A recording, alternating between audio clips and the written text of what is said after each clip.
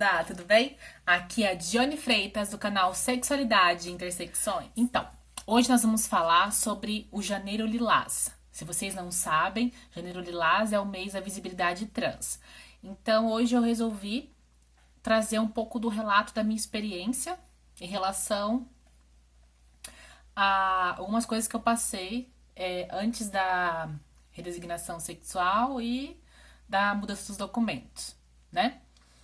E daí eu quero deixar clara a importância de uma lei de identidade de gênero. Lei que existe em vários países, a gente encontra essa lei em vários países atualmente, ou se não é a própria lei de identidade de gênero, a gente encontra a legislação facilitando o processo de mudança dos documentos, da retificação de nome e gênero, no caso, tá?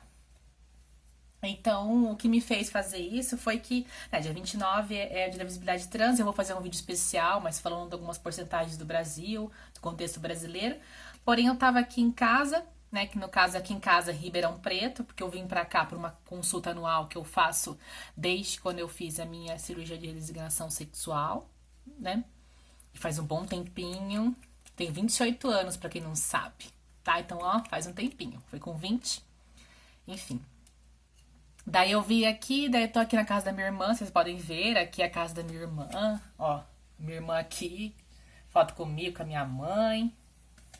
Tô aqui, ó, lá minha foto aqui, ó, da formatura, na faculdade, enfim. Daí, eu tava mexendo nas minhas coisas e encontrei isso aqui, gente. Olha isso aqui, gente. Que loucura. Deu pra ver? Deu? Eu acho que eu tô olhando aqui, dá dando pra ver. Isso aqui é minha reservista. Olhem, de quando eu fiz a reservista. 17 para 18 anos, quando eu me alistei, porque como naquela época minha documentação ainda era masculina, não é mais. Só que meu nome era ambíguo, então não teve muito problema. Só que eu fui super bem recebida lá no exército. Na época, a minha psicóloga entrou em contato.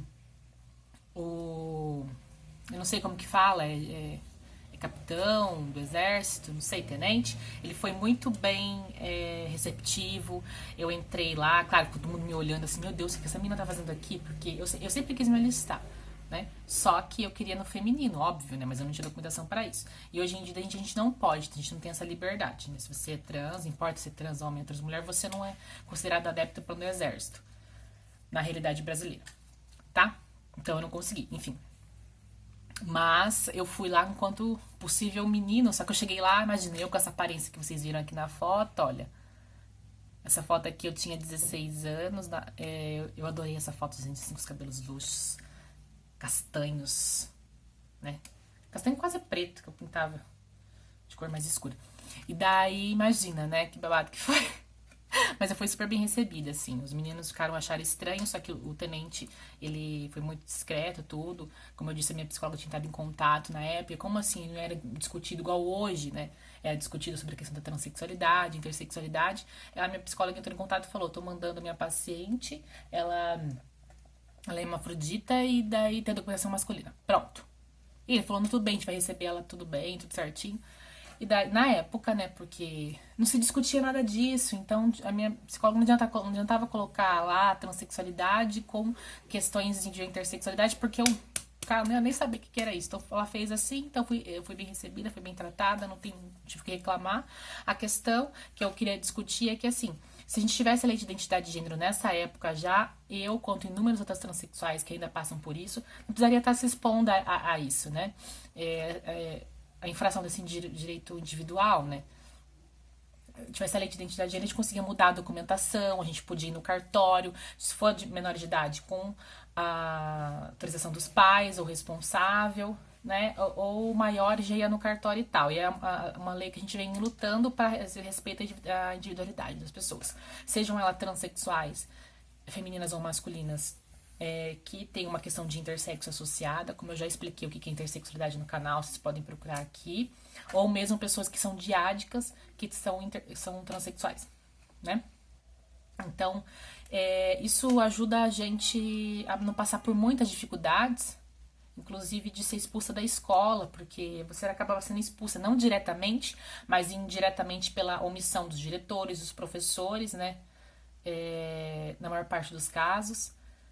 E dos alunos caindo em cima, você não aguenta, né? E muitas vezes as trans são expulsas de casa justamente porque os pais não entendem. Hoje a gente está discutindo isso na mídia, hoje os estudos estão mais aí, estão mostrando, independente dessa luta de conservadores e progressistas, luta ideológica, a gente tem estudos ali que vão muito além do social, do psicológico, que são importantes, assim como o biológico, a gente não pode desconsiderar isso, mas existem estudos biológicos que mostram tanto todos os estados intersexuais que existem, né, que não tem nada a ver com gêneros, né, mas assim com o sexo biológico, quanto a questão da transexualidade com o seu marcador físico biológico ali. Tem isso, tá? A gente consegue encontrar no cérebro, tá? Tem cérebros que têm sensibilidade a androgênios, por exemplo, local. Tem uns estudos bem legais, eu vou deixar aqui no link. Só que a discussão da importância disso é justamente porque eu sou uma privilegiada. E olhando aqui nessa foto, eu tive um fenótipo, vocês podem ver aqui, eu tive um fenótipo adequado, né? Adequado no sentido assim, socialmente aceito. Então eu não passei por essas dificuldades nesse sentido de ter um nome também ambíguo, que facilitou todo esse processo, a manutenção no colégio, a minha própria aparência me ajudou a ficar, mesmo que tinha discriminação, né? Mas quem não passa, né? Infelizmente, hoje muita gente passa. Acho que o preconceito nunca vai acabar. O que a gente pode fazer é conscientizar para que as pessoas tomem partido, no sentido de defender quem passa por preconceito, né? Pô, para com isso, cara. A pessoa é só uma condição humana como qualquer outra. Respeita aí, né?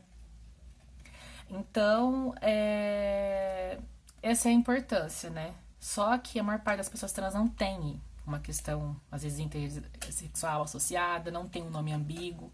E ainda, se você pegar da minha idade para trás, né, como eu disse, eu tenho 28 anos, 90% das trans ainda estão na prostituição, justamente porque não tiveram essa sorte de nome, ou de ter uma questão de intersexualidade, ou mesmo dos pais apoiarem, porque não era discutido isso, né, os estudos não eram divulgados, então ainda mais aqui na quesito do Brasil, então eram muitas expulsas de casa, e caía na rua, e daí eles tentavam estudar e não conseguia, porque às vezes o diretor já sabia que o pai tinha expulsado de casa, e daí ou você mudava ou não mudava para frequentar aquela escola, você não aguentava a pressão. É cada relato que eu já acompanho, assim, gente, que é muito triste, né? Das meninas, assim, do grupo. E a gente precisa discutir isso, né? A gente precisa parar de lavar as mãos para esses quesitos, né? A gente que defende a importância da liberdade do indivíduo enquanto sujeito, a gente acaba defendendo minorias, né? Porque a menor minoria é o indivíduo. Daí, se a gente, enquanto indivíduos, não importando a religião, não importando a classe social, não importando nada, tivesse direitos individuais respeitados, e claro, os deveres também cumpridos, a gente não precisava passar por muitas coisas, a gente conseguia respeitar um ou outro, né? E, infelizmente, ainda a gente encontra 90% da população trans na prostituição, ainda, né? Não passei por isso, não foi o meu caso, porque eu tive sorte, como eu já disse, né? Nome, fenótipo, juntando com uma família, né? Quando eu falo que eu tive privilégios, não tô falando que eu sou rica, porque eu não era rica, não. Sou como qualquer outra pessoa de classe média baixa nesse Brasil, na maioria das pessoas, só que eu tive essa oportunidade, isso me deu a possibilidade de estudar, mesmo vindo de uma escola pública, eu consegui estudar, né, terminar, fazer minha faculdade, fazer minha pós, agora tá aqui no mestrado, estudando essas coisas, a população trans, estudando as políticas públicas, estudando a questão biológica relacionada à questão das pessoas trans e intersexo. Então, eu tenho que mais que agradecer e abraçar essa causa, divulgar esse conhecimento para as pessoas, para mostrar que tem uma importância, que infelizmente ninguém, ou a maioria não tem o privilégio de ter essas oportunidades, e a gente precisa discutir isso. Até as pessoas trans estão aí, né? Hoje está discutindo na mídia, hoje a gente está discutindo bastante, os pais estão começando a aceitar mais, ver que é uma questão da condição humana, que tem até porcentagens e números que eu vou colocar por aí na descrição, e que isso ajude a gente a refletir sobre a vida das pessoas, sobre o ser humano em potencial, né? Enfim, então eu espero que você tenha gostado do vídeo, tá?